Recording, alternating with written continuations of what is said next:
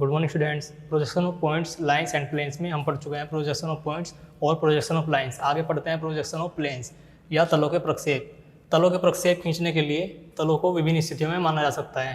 ये सभी स्थितियां दर्शाई गई हैं और विभिन्न प्रकार के तल जैसे कि त्रिभुजाकार तल, वर्गाकार, आयताकार, पंचभुजाकार आदि किसी भी प्रकार का तल चारों चतुर्थांश में से कहीं पर भी इन स्थितियों में हो सकता है। कौन कौन सी स्थितियाँ हैं?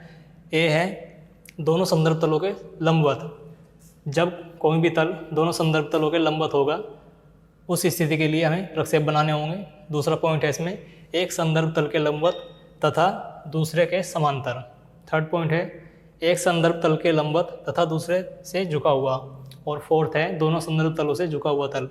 इस तल को तिर्यक तल या ऑब्लिक प्लेन भी कहते हैं। एग्जाम में जब भी क्वेश्चन आता है projection of lines, projection of planes या प्रोजेक्शन ऑफ सॉलिड जो हम आगे पढ़ेंगे, तब ऑब्जेक्ट, लाइंस, प्लेन्स या सॉलिड फर्स्ट क्वाड्रेंट या थर्ड क्वाड्रेंट में हो सकते हैं ज़्यादातर। सेकंड क्वाड्रेंट या फोर्थ क्वाड्रेंट के लिए हम इसलिए नहीं पढ़ते हैं क्योंकि जब इनका प्रोजेक्शन बनाएंगे तब एक्स वाई रेखा के वह एक ही ओर आएगा, जिससे कि प्रोजेक्शन ओवरलैप करेंगे और ऑर्थोग्राफिक प्रोजेक्शन से उस मुख्य चित्र को समझने में आसानी नहीं होगी। प्रोजेक्शन ऑफ पॉइंट्स के लिए चारों चतुर्थांश में या क्वाड्रेंट में कहीं भी पॉइंट्स आ सकता है और उसके लिए आप प्रोजेक्शन बना सकते हैं। प्लेन्स या सॉलिड के लिए फर्स्ट क्वाड्रेंट या थर्ड क्वाड्रेंट के लिए ही क्वेश्चन आते हैं। तलों के प्रक्षेप में तलों की विभिन्न स्थितियों के लिए पहला पॉइंट पढ़ते हैं जब कोई तल दोनों संदर्भ तलों के लंबवत हो। ये माना है कोई तल है आयताकार, यह है दोनों संदर्भ तल। क्षैतिज तल के भी लंबवत है, क्षैतिज तल को भी है 90 डिग्री पे काटता है, ऐसे इसको आप समझ सकते हैं। और वर्टिकल तल जैसे कि ये वर्टिकल प्लेन है, ऊर्ध्वाधर तल है, इसको भी है 90 डिग्री पर कट करता है। इस तल की स्थिति यहाँ पर इस चित्र में इस प्रकार हो सकती है। जब यह दोनों तलों के लंबवत है तब इसके लिए प्रक्षेप बनाए जा सकते हैं। सेकंड पॉइंट है एक संदर्भ तल के लंबवत तथा दूसरे के समांतर हो। अब यही तल हॉरिजॉन्टल प्लेन के समांतर मानिए और वर्टिकल प्लेन देखिए इस तरह से होगा और इसको 90 डिग्री पर यह कट करेगा आगे बढ़ाने पर प्रक्षेप रेखाओं द्वारा। इस तल को इस तरह से मानिए कि यह क्षैतिज के समांतर है, कुछ क्षैतिज तल के नीचे, और वर्टिकल प्लेन को ऐसे 90 डिग्री पर कट करेगा, तब यह इस तरह से आपको दिखाई देगा। थर्ड पॉइंट है एक संदर्भ तल के लंबवत तथा दूसरे से झुका हुआ। एक संदर्भ तल के माना वर्टिकल प्लेन के लंबवत है और हॉरिजॉन्टल प्लेन से कुछ एंगल पे एक कोण बनाता है इस तरह से। अभी भी यह वर्टिकल प्लेन के लंबवत ही है, 90 डिग्री पर ही उसको कट करेगा और हॉरिजॉन्टल प्लेन से इसने 30 डिग्री एंगल बना लिया है। इसको और झुका दीजिए और यहाँ से इसने 30 डिग्री एंगल बना लिया है। इस तरह से आप इसको मान सकते हैं। फोर्थ पॉइंट है दोनों संदर्भ तलों से झुका हुआ। जब तल की स्थिति इस प्रकार होगी कि यह हॉरिजॉन्टल से तो झुका हुआ है ही, वर्टिकल प्लेन के लंबवत है, लेकिन वर्टिकल प्लेन से भी कुछ ऐसे घुमा दीजिए किसी भी एंगल पर, तब यह दोनों प्लेन से झुका हुआ माना जाता है। इसके लिए क्वेश्चन से इसको समझते हैं।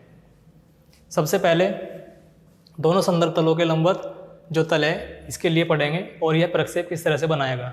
जब कोई तल ए बी सी डी दोनों संदर्भ तलों से लंबवत है तब इसके लिए किस तरह से प्रक्षेप बनाएंगे।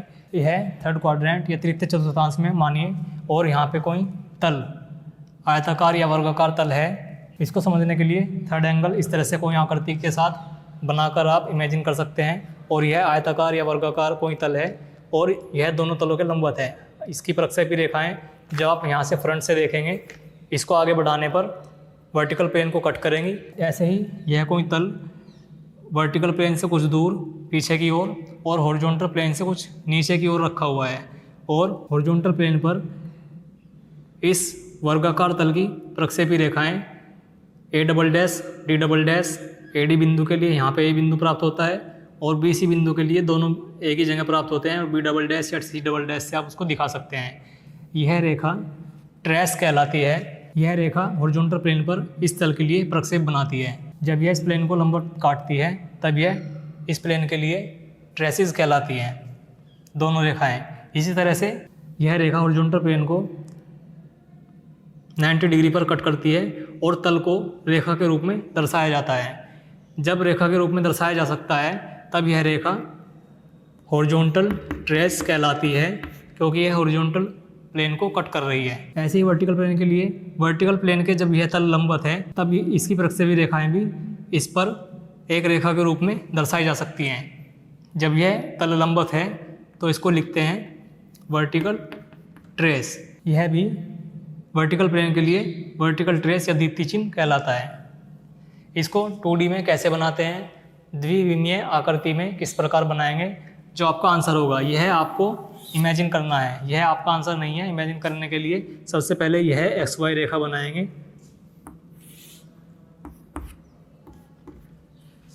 जब आप इसको टॉप साइड से देखेंगे तब 2D में आपको किस तरह से दिखाई देंगे।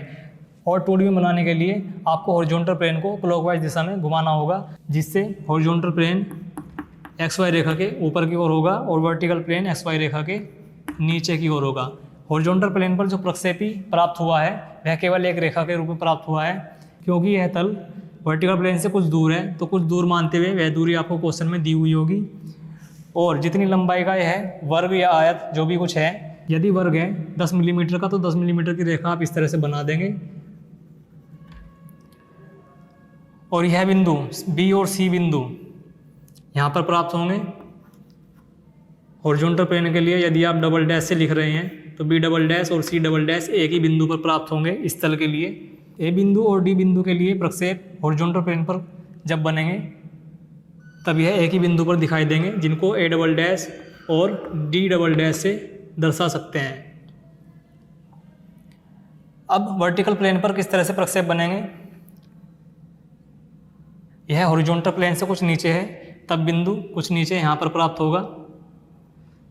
वह दूरी आपको क्वेश्चन में दी जाएगी और क्योंकि यह हमने वर्ग मान लिया है तब यह 10 मिलीमीटर की इसकी दूसरी भुजा भी होगी, तो यह 10 मिलीमीटर बनाते हुए और यह बिंदु जो XY रेखा के पास है यह बिंदु A डैश और B डैश से दिखा सकते हैं। दोनों बिंदु A और B यहीं पर होंगे। वर्टिकल प्लेन के लिए A डैश और B डैश से दिख रहे हैं और D और C इस बिंदु पर होंगे, जिनको वर्टिकल प्लेन के लिए D डैश और C डैश लिख रहे हैं। और यह रेखा एक ही सीध में होगी आगे बढ़ाने पर, आप देख सकते हैं। और जो आपका आंसर है उसको आप डार्क कर सकते हैं। और डायमेंशनिंग करने के बाद यह आपका आंसर कंप्लीट हो जाता है। इस तरह से आप डायमेंशनिंग भी कर देंगे। यदि यह माना हुआ है 10 मिलीमीटर तब आप यहाँ 10 लिख देंगे। बार बार मिलीमीटर लिखना आवश्यक नहीं है।